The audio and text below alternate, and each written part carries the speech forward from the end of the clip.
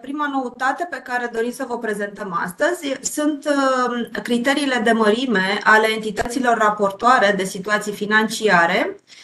A apărut și ordonanța care stabilește noile criterii de încadrare ale societăților sau a grupurilor de societăți după ordinul de mărime în microsocietăți, entități mici, medii sau mari.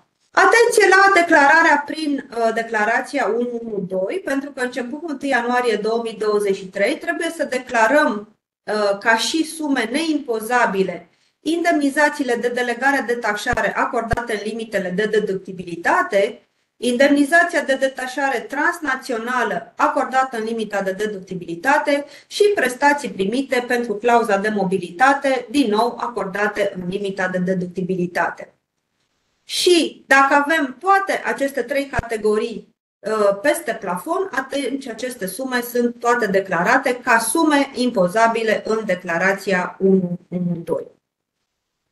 Dacă sunt întrebări, mi s-a părut că văd ceva în chat. Dacă clauza de mobilitate plus tichete de masă, păi eu zic că nu. Carmen aici ne poate confirma. În tichetele de masă se acordă salariaților pentru zi efectiv lucrată în cadrul societății.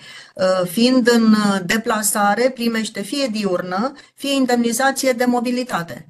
Deci, tichetele de masă nu se mai acordă în situațiile respective. Putem avea rambursări sau cereri depuse trimestrial dacă sumele sunt semnificative, dar nu mai mult de un an calendaristic. Deci, spre deosebire de rambursarea TVA pe, să spunem, internă, unde avem termenul de prescriere de 5 ani de zile, aici discutăm de rambursări anuale. Pentru o întreprindere mică, sub acest plafon de 300.000 de lei, nu suntem obligați să ne înregistrăm la TVA. Suntem neplătitori de TVA. În momentul în care am depășit plafonul, suntem obligați să ne înregistrăm.